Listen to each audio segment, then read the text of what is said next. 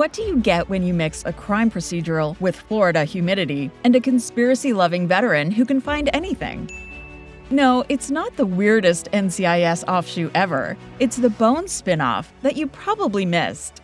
The Finder was a short-lived, sun-soaked eccentric cousin to Bones that aired back in 2012, quietly dropped 13 gloriously chaotic episodes, and then, just like that, it vanished. And look, I get it. Maybe you missed it, or maybe you watched the Bones backdoor pilot, went, that's a choice, and never thought about it again. But here's the thing. The Finder had something. It had heart, it had charm, it had Michael Clarke Duncan being the voice of reason while standing next to a man who solved crimes by following vibes and eating Cuban sandwiches. And honestly, it kind of ruled. So today, we're cracking open the case of The Finder. Why didn't it catch on? Why was it canceled so fast? And why do the people who did see it love it so much? Keep watching to find out. So how did this all start? Let's rewind a little. Before it was a standalone series, The Finder actually debuted as a backdoor pilot of Bones. You know, the long-running crime procedural where a forensic anthropologist and an FBI agent solve murders using bone fragments and sexual tension. In Season 6, Episode 19 of Bones, we met Walter Sherman, an ex-Army investigator with a head injury and a very unusual talent. He could find anything. People, objects, secrets. If it was lost, Walter could track it down. Not with magic, not with machines, just with sheer gut instinct, wild theories, and a knack for seeing patterns others couldn't. And even though the vibe was wildly different from the sterile labs and DC landmarks of Bones, Fox liked what they saw. They greenlit the spin-off, and in January 2012, The Finder officially premiered. The setting? A colorful bar on a dock in Key West, Florida. I mean, if you're gonna find things, might as well do it with a drink in hand and seagulls overhead, right? The premise? Loosely based on the Locator book series by Richard Greener, Walter Sherman helps people locate what they lost. Walter, played by Jeff Stultz, was an Iraq veteran who suffered a traumatic brain injury. But that injury also gave him what can only be described as a superpowered sense of intuition. He didn't solve cases the usual way. He chased gut feelings, made bizarre connections, and somehow always found what he was looking for, whether that was a missing person or a stolen baseball card. Walter was smart, paranoid, and charming, and Stultz brought this irresistible blend of charisma and chaos that made him oddly endearing. Backing him up was Michael Clarke Duncan as Leo Knox. Leo was Walter's best friend, legal advisor, business partner, and personal philosopher. A gentle giant with a tragic backstory, Leo balanced Walter's manic energy with calm wisdom and a powerful presence.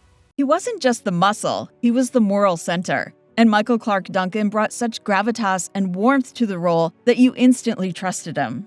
Then there was Willa Munday, played by Maddie Hassan. Willa was a Romani teenager with a rebellious streak, a sharp mind, and a low tolerance for nonsense. She was under house arrest and working at the bar as part of her probation. So naturally, she got pulled into Walter's wild cases and Leo's life advice. On top of that, Mercedes Mason appeared as Deputy U.S. Marshal Isabel Zambada. Isabel was Walter's occasional ally, occasional love interest, and full-time federal law enforcement badass. She kept one foot in the world of rules and the other in Walter's world of chaos, which made for some seriously fun tension. Together, this cast brought a really unusual chemistry to the screen. They didn't feel like co-workers, they felt like a scrappy found family. And honestly, that's part of what made The Finder so compelling. Sure, The Finder was goofy, offbeat, and more than a little weird. Compared to Bones, The Finder was a total tonal curveball. It leaned into sunshine and chaos. And honestly, that's what made it so good. But then, the cracks started to show. After just 13 episodes, Fox pulled the plug. The Finder was officially canceled in May 2012. No second season, no proper wrap-up, just a boatload of unrealized potential. So what happened? Well, it's the perfect storm of bad timing and some classic network weirdness. Fox gave The Finder a mid-season launch, never a great sign, since that often means the network doesn't have full confidence in the show. Then, halfway through its already short run, they moved it to Friday nights, aka the dreaded death slot, where shows go to quietly fade away while everyone's out living their lives. This time slot swap practically guaranteed a ratings dip. And yep, that's exactly what happened. But even before the move, The Finder was struggling to hold on to viewers. Its ratings were modest from the beginning. Not terrible, but not enough to scream, "Renew me."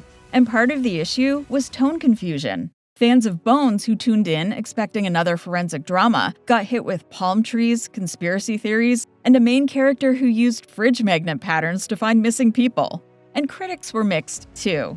It wasn't a total disaster, but wasn't a critical darling either. More of a cult flavor.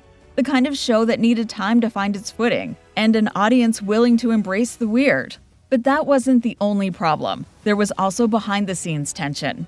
Not only did Fox decide to air the show's episodes out of order, resulting in discontinuity in the events of the show and confusion in viewers, but the series creator Hart Hansen, the mind behind Bones, reportedly also clashed with the network over the show's tone and direction. In the end, The Finder was a show caught between identities. Too offbeat for traditional procedural fans, too procedural for people looking for a wild ride.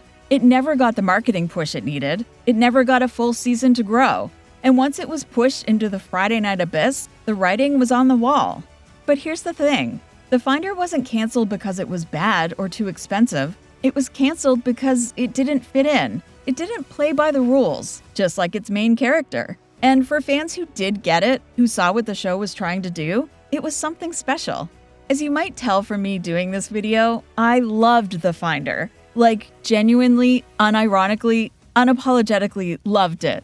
Was it perfect? No. Was it a little messy? Sure. But that's what made it fun. It had personality. There was something so refreshing about how The Finder didn't try to be like every other procedural on TV. It had this freewheeling energy that made every episode feel like its own little adventure. One week, Walter was sniffing the runway in order to find a crashed plane. The next, he was looking for a 20-year-old bullet to save a man from death row. And somehow, it all worked. Because the show didn't care about being gritty or prestigious, it just wanted to tell a good story with heart and a little bit of chaos. The characters were the kind you actually wanted to spend time with, a strange little family trying to make the best of a very weird life, and I was all in for it. Walter was unpredictable, impulsive, and a little broken, but underneath all that, he genuinely cared. Isabel was rules to Walter's chaos. Leo had this steady, kind presence who always had some quiet truth to drop, and Willa, total scene stealer. She had sharp edges, but you could tell she was trying to figure out who she was without losing herself. Even the setting had a personality. The Florida Keys vibe gave the show its own identity. No big city glass buildings or moody gray filter. The Finder was sunshine, flip-flops, and mystery. And yeah, maybe part of the love comes from the fact that we only got 13 episodes. It never had time to go off the rails or overstay its welcome. It burned bright, burned weird, and then it was gone. But if you ever watched The Finder, really watched it, you probably know what I'm talking about. It had heart, and that's hard to fake. Now, would things have gone differently for the show if it had premiered today? Would it still get canceled after one season? Or would it finally find the weird little niche it always deserved? Short answer? Yes, I think it might have thrived today. The TV landscape has completely changed. In 2012, if your show didn't deliver instant ratings gold on a big network, you were toast. But now, streaming platforms are actively championing quirky, character-driven procedurals since the binge model favors standalone episodes and colorful characters. And you know what The Finder had? All of that. Walter's vibe-based crime solving would fit right in with today's roster of oddball detectives. There's also a growing appetite for lighter crime shows, stuff with heart, humor, and a bit of weirdness. Another tick in the Finder's column. Plus, the sunny Florida setting, the found family vibe, and the funny banter, it's tailor-made for binge watching. And let's not forget, today's audiences like weird. We embrace shows that don't feel like everything else on TV. So yeah, if The Finder dropped today on one of the big streamers, and without the Bones spin-off title attached to it, I think it would absolutely find its people. Would it still be a bit polarizing? Maybe, but that's half the charm. And with time to grow, and with the right platform and promotion, I think The Finder could have been the kind of show people gladly recommend to their friends. So does this mean that the show should be revived? I don't think so.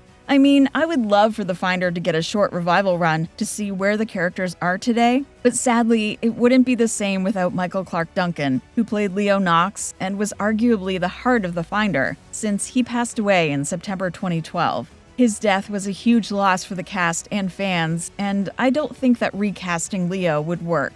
No one else could bring that balance of warmth, humor, and quiet strength to the role the way Michael Clarke Duncan did. Luckily, you can catch the cast of The Finder in other great roles, since they have stayed busy after the show ended.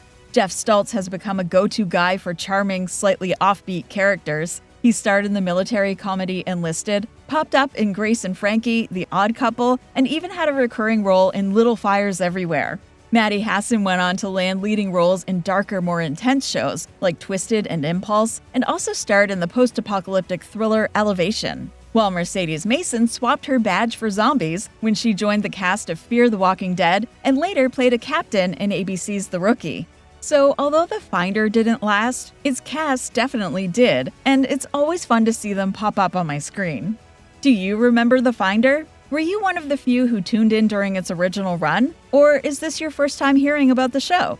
Either way, I want to hear your thoughts. Drop a comment and tell me if you, like me, think that The Finder deserved better. And if you're into forgotten shows, hit that subscribe button and check out our channel for videos on more TV gems.